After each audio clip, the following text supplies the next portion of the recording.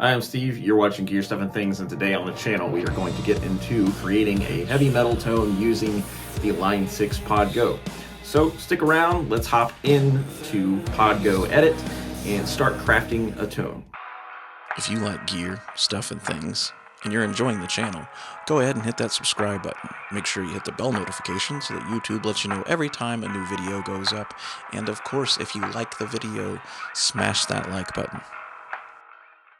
Alright, so now we are inside of the Podgo Edit software, which is where you can fine-tune and edit everything inside of Podgo. It's essentially the same thing as HX Edit for the Helix products, but for whatever reason, I imagine because of just condensing things and changing how the software and hardware work, the Podgo edits in its own software, which is a little more simplified, but as time has gone on, it's gotten closer and closer to being what the HX Edit software is, and that's really cool. But what we're here for today is to design or go over a metal type tone using the Podgo. So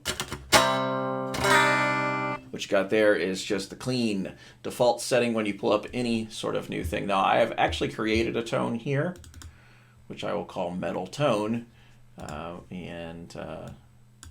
we can talk about that in a moment, but we'll walk through the makings of it. So let's just go to it. So in order to make this tone, I went with the PV Panama amp, which is the 5150 style amp, and these are my settings. Now I have done a lot of research from other folks who are using Podgo and folks that use Helix, and I have come to the determination that this bit of settings is pretty close to what the actual amp sounds like, and we'll just go through it. So my drive is about 4.5. It's not over the top, but it's still pretty gainy because this amp is just naturally gainy. Bass is at 5.0, which is actually relatively high for a digital modeler, particularly a Line 6 one. For whatever reason, bass frequencies can be a bit exaggerated on these, but for whatever reason, this particular amp just sounds good with a little more bass. Mids I have fairly exaggerated, which is also a thing that happens pretty common with the modelers, is that you have to kind of exaggerate certain things to really get them to stick out in a way that feels natural. So 8 on the mid, which is not something I would do on the real amp, but it does sound good with this setup.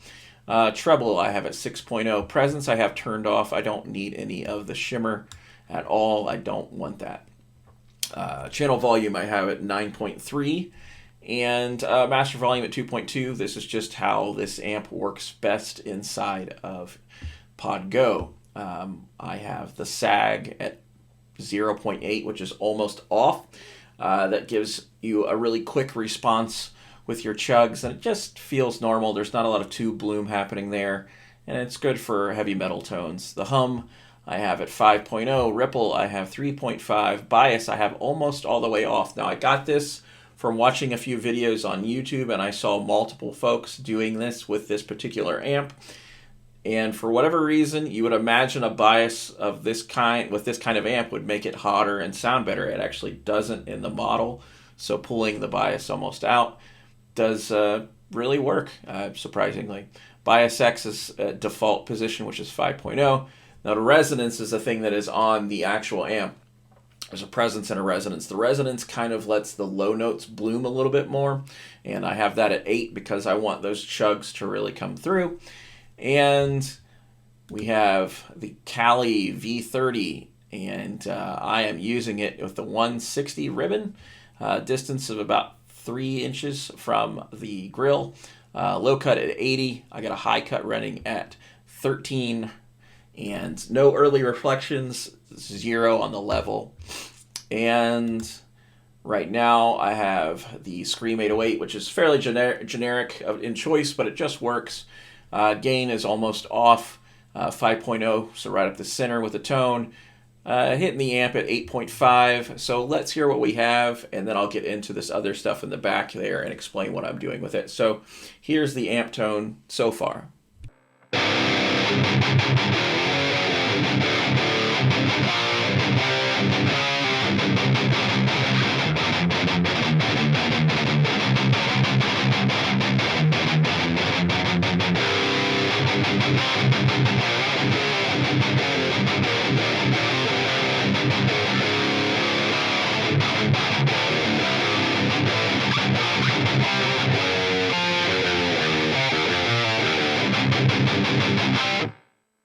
So that is the amp tone as it is. Now let's get into the additional stuff that I've added here. First of all, I should mention that I have the noise gate running, and it's at default position, but it's on, and it definitely helps tighten things up. There is a little bit of noise there, but it's nothing major, and you could tighten the noise gate a bit more and get rid of that. But ultimately, in a recording setting, you're going to get rid of that. And if you're using this for a live situation, you'll be fine. It's not really worth all the worry. All right, so on the EQ section, I am using the Kali graphic EQ, and I am just boosting a few things and cutting a few things. So I've taken a decibel away from the 80 hertz, which is low-end frequency. It's not something that's necessary with guitar, really. It's more of a bass-oriented frequency. 240, I have taken another decibel, 1.1 decibels out. That's kind of that boxy mid-range sound you get out of pretty much any guitar and any amp. I've cut that out a bit. And 750, similar thing. Now I will say if you want to fully understand what an EQ is doing with each frequency, the best thing you can do is just play a chord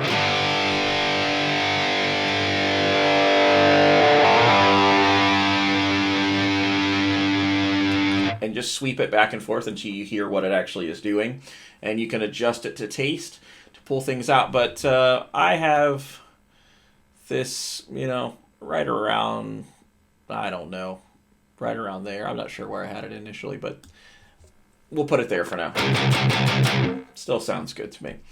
2200 hertz, I have an additional dB that adds a little bit of something in the mid-range frequency that just kind of makes things sound a little bit better. Brings chords and stuff a little more to the surface. I haven't done anything to 6600, and the level is set at 0.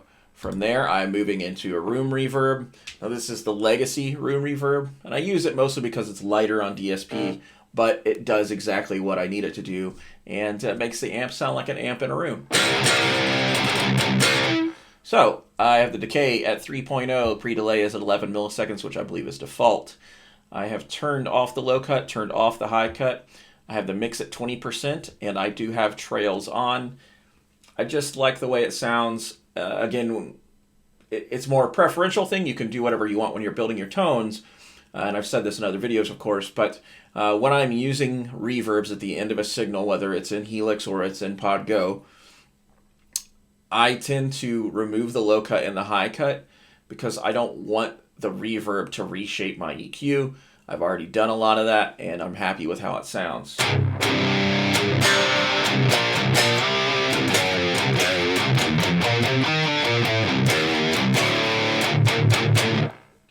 It sounds good to me. And lastly, I have the LA comp. So the LA Studio comp, I have my peak set at about 5.5. That's where it actually starts to really hit with what I'm doing. I've left the gain at 6.2. I'm running it in compress rather than limit. Emphasis is default position, which is 0.9. Mix is 100%. Sometimes you can adjust the mix a little bit and get things to sound a bit more natural, but for a high gain tone, I don't really care about natural, so to speak. You will notice that the level is dropped quite a bit. This is mostly just to make things at unity gain. So by removing that, it's still there, and it could probably be turned down a little bit more, honestly.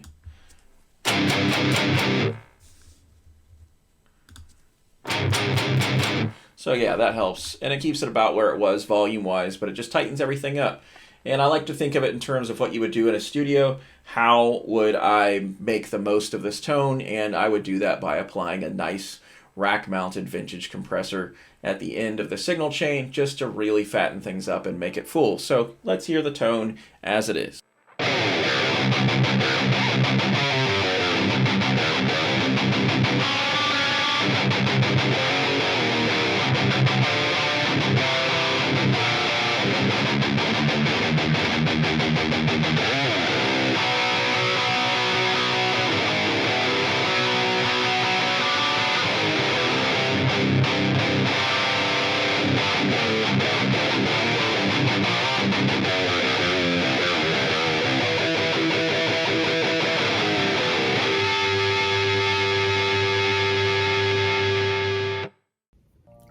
So that was the video, that was the tone. I hope you enjoyed it. If you did and you like the tones I created, that is awesome.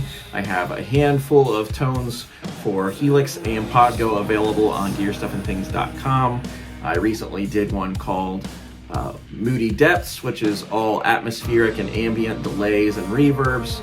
And then I did one called New Tones in New Tones, which I'll put up there in the corner, and it's all new metal era inspired tones from artists you may love or have a strong distaste for from that era.